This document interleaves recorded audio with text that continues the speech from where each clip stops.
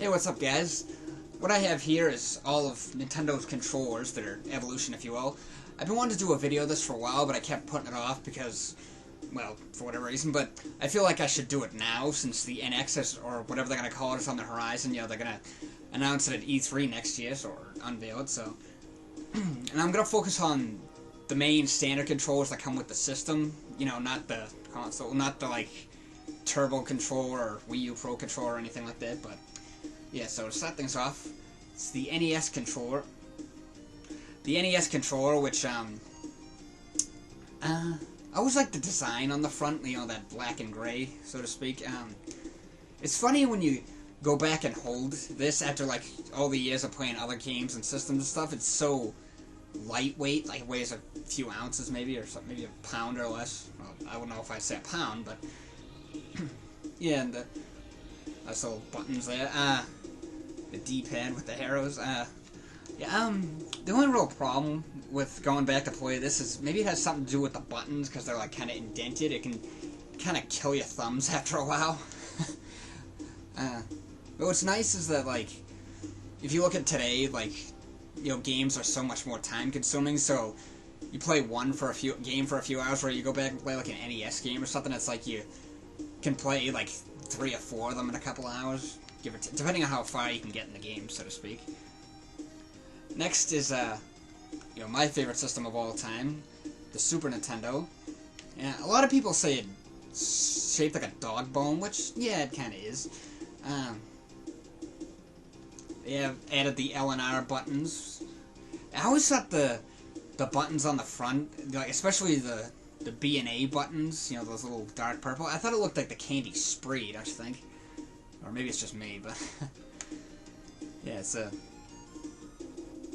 You know, it's got a nice grip to it, too, like, nice fit, perfect.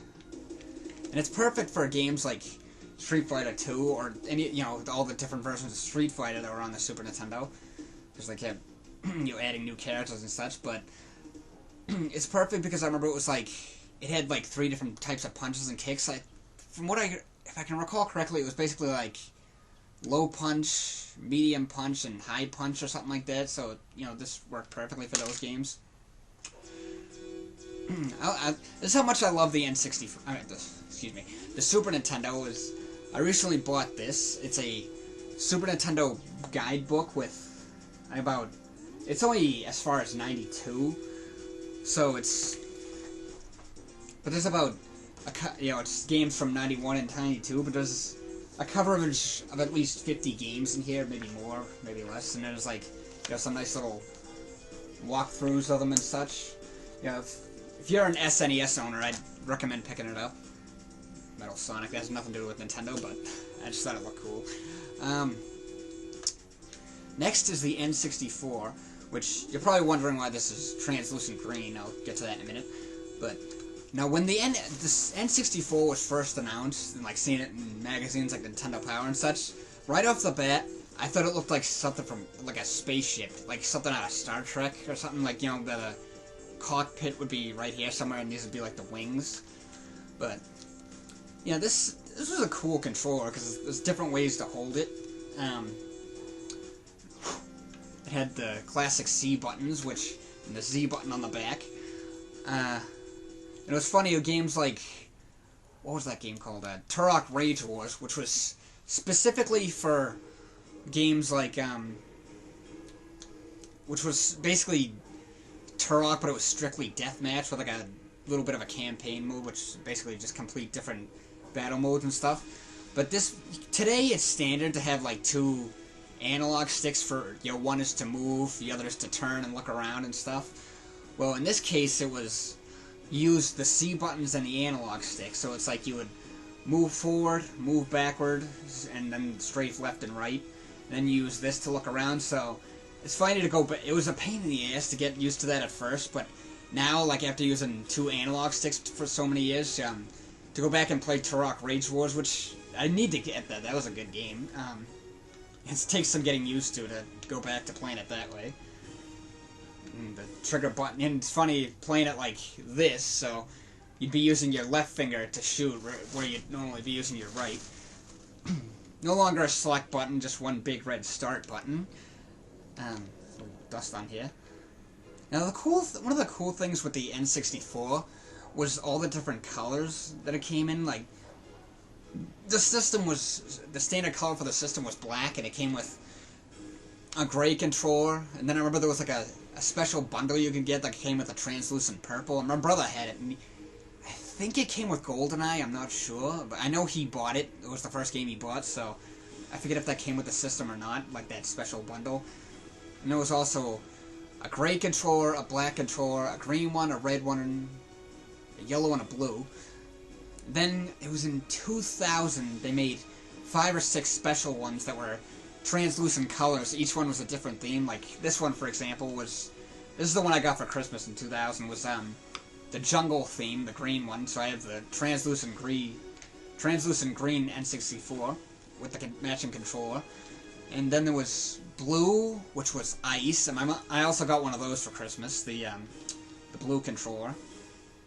And I remember seeing there was orange, which was fire, pink was watermelon, gray or black was smoke. I think there was another one, but I could be wrong. But I remember always seeing, like, the orange one in GameStop a couple of times. I almost bought it, like, all those times I saw it there, and I was like, oh, that'd be cool if I bought, like, 4 different translucent controllers for the system. The only real major flaw with this controller was the analog stick was very sensitive, and some games, like Mario Party and the bonus stages in Pokemon Stadium, was like, it would require you to basically do like this with the D-pad or this. I mean, the analog stick, excuse me, which was actually very bad for the analog stick and the controller, and it could eventually break it. And I remember there was, I don't have it on me, but, and here comes the cat. No, shoo. Hold on a second. Sorry about that. Anyways, there was that, if you remember because the memory card would go on here, which is when they started using memory cards, and also, there was the adapter, you know, there was the Rumble Pack and then the adapter for Pokemon Stadium for you to play Pokemon games on the Pokemon Stadium, or N64, and they were actually going to utilize that with the, if you remember the Game Boy camera, which you could take pictures with your Game Boy, like funny faces and like doodle all over it and stuff. This was before like the DSi and such. But if you remember the game Perfect Dark by Rare, they were, where you could, each battle you could, or, you know, whether it was just for like a regular battle or for one match or your standard character that you save a profile for, you take a body and then the head to make a character, like, you know, all the different characters and sprites and stuff. So they were going to utilize the Game Boy camera. You know, you could put the Game Boy camera into the, that adapter thing and take a picture of your face and use it for, like, mugshots in the, in Perfect Africa Deathmatch and stuff, but they decided not to do it because they thought people might post, like, provocative photos or something, so they never did that. Next we have the GameCube. Yeah, I have the special Platinum one because it was a bundle I got in the Christmas of 2004, which was a Platinum GameCube with 2 Platinum controllers and Mario Kart Double Dash. Yeah, the C button was now a C stick, and the Z button was up here. Another controller with a nice fit in it, like, you know, analog. The buttons are, you know, the start and pause buttons, one little tiny button. I always liked the design of this. Like, I thought the shape of it was kind of cool. Yeah. Next, the Wii mode. Now, I liked the Wii. I have kind of a love-hate relationship with it, I guess you could say. It was, see, this is one of the things, I like all the companies in their own ways. One of the things I love about Nintendo is the creativity. So it's like, you know, the whole moving around thing, it's cool, and I like the idea, it's a cool idea, but, you know, see, I like it for games like Mario Party or Wii Sports, but for like a platformer game, I find it a bit excessive. You know, it's like, for example, you buy like you know, it's like a platformer game you play like this, rather than playing like this, you're playing like this, so it's like, use this to move, and, you know, here's the jump button, you go like that to turn, so it's, I don't know, it's just a little weird.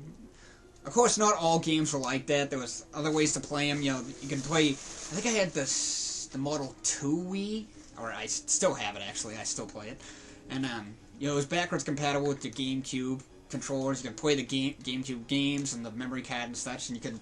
Some games you hold the Wii remote like this. Some utilize the GameCube controller. There was other controllers you could get for it, so yeah, it's not bad.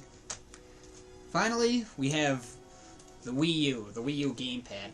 Now, this is a very highly underrated system. I love it. To be honest with you, I mean, when this first came out, I was skeptical.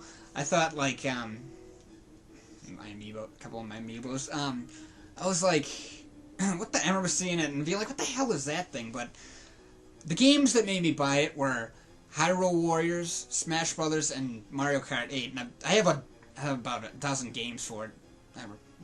Yeah, I have like a dozen games for it. You know, and that's not including my, like VC and indie games that I have on there.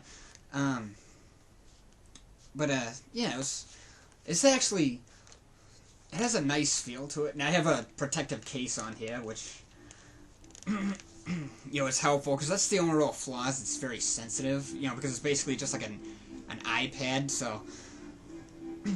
But it's a cool idea. Again, a cool idea. You know, it has the stylus and stuff. I also have I don't know if you can see it on there, I got a little protective screen on the, little protective sheet thing on the screen there. Yeah, I have the other model with the, I think it has 60 gigabytes or something like that. It has more storage, so. Excuse me.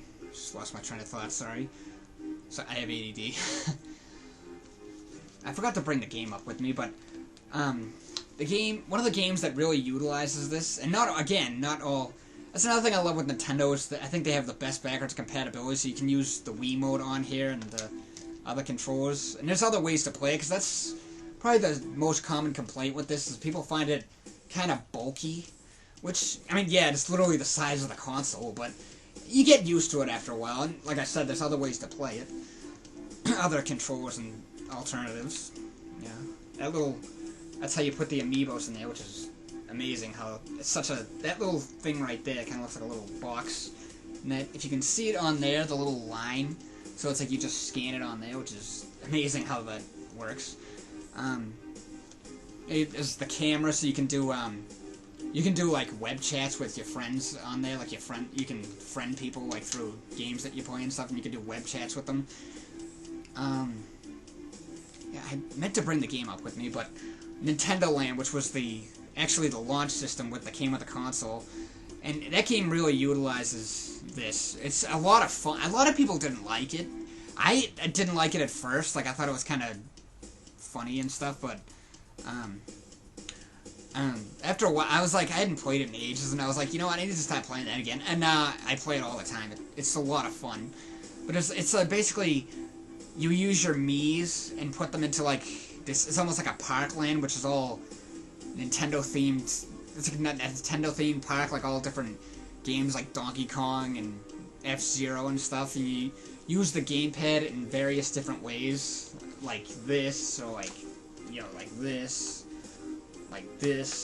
you know. It's a lot of fun. But yeah, the Wii U, like I said, is very underrated. But hopefully they don't, you know. Hopefully it doesn't go away anytime soon. I know the NX is coming out, but yeah, it's just, yeah, if you don't have one, it's worth looking into. Or, you know, you have a friend that has one, you'll go over their system house and play it. Maybe you'll be urged to buy one. But yeah, that's about it. So thanks for watching, guys.